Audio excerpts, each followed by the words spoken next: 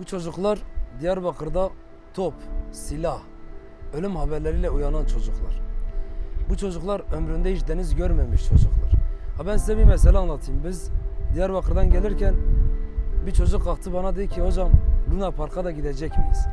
Bu tabii ki bu demek olmuyor. Diyarbakır'da Luna Park yok mu veya var mı yok mu gibisi değil. Diyarbakır'da her şey var ama gönül rahatlığı yok. Bir kere gönlümüz rahat değil.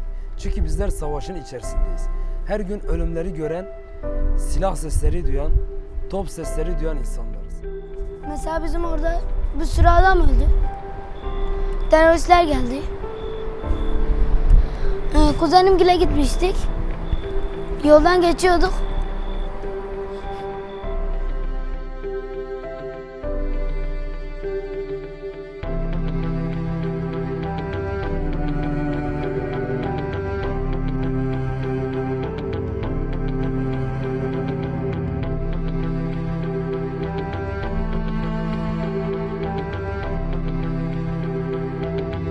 Hafta boyunca günlük saat programları yapıldı çocukların.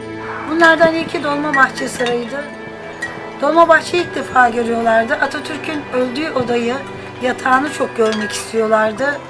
İnanın oraya gidene kadar ne zaman odayı göreceğiz, ne zaman odayı göreceğiz diye heyecanla soranlar oldu. Daha çok yerleri gezmek istediler, bütün odaları gezmek istediler. Tabii ki mümkün olmadı.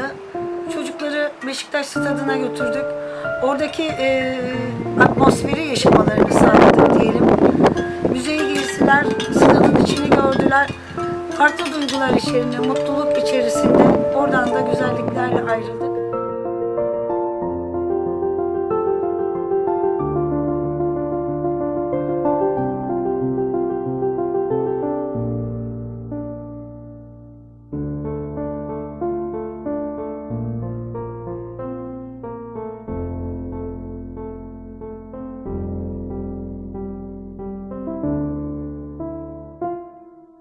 Bu sabah çocuklar denize girdi. Ben dünyanın en güzel şey bu olduğunu dedim. İşte bu çocukların denize girmesi dedim. Suriye'deki çocuğun da hakkı var buna. Irak'taki çocuğun da, İran'daki çocuğun da, bütün ezilen çocukların hakları var. Hiçbir şey istemiyorum. Sadece bu denize girmeleri, eğlenceleri yeter. Bunun artısını biz istemiyoruz. En sevdiğim denizler gördüm. Denizi görmek bence çok güzel bir his. Her insana nasip olmaz çünkü maddi sıkıntıları olan insanlar da var. Bence çok güzel bir duygu. Bugün bir çocuk denize giriyor. Çocuk bu sabah bana diyor ki hocam bu nasıl bir şey? Bu ne kadar büyük bir şey? Bu kadar büyük bir şey ben hiç görmedim. Çünkü biz hep alışmışız küçük havuzlar içinde yüzmeye. Küçük havuzları görmeye. Biz deniz göremedik. Yani bizler şu an itibariyle, şu şartlar itibariyle bizler görebildik belki ama şu çocuklar Diyarbakır'ın en iyi çocukların arasında diyebilirim.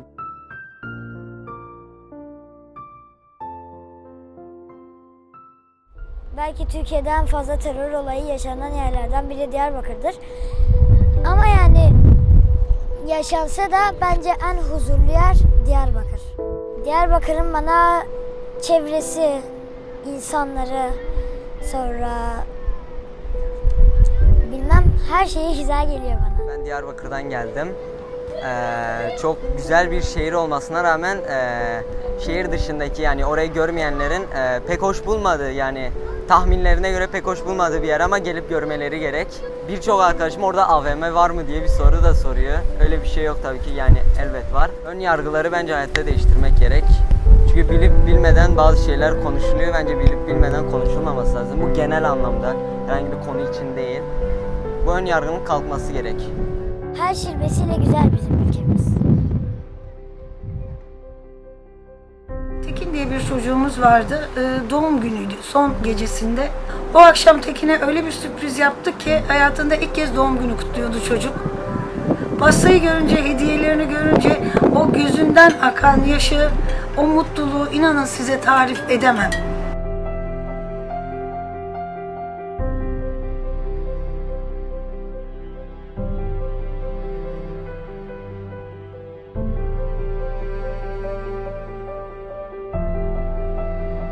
Hayatta ancak hikayeleri anlatılan insanlar var olur. Ve bizler de sizinle bu çocukların hayatlarını paylaşarak onların da var olduğunu anlatmak istedik. Bu çocukların tek şanssızlıkları doğdukları coğrafi bölgenin teröre maruz bir bölge olması.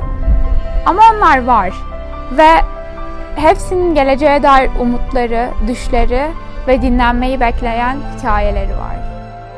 O bölgede yaşanılanlara son verecek, bölgenin kaderini değiştirecek, geleceğini değiştirecek çocuklar belki de bu kampın içindeydi. İnanın bir kişi dünyayı da değiştirir, ülkeyi de değiştirir, savaşları da bitirir. Ben buna inanıyorum. Buna da inanmaya devam edeceğim. O çocuklar bizlerleydi.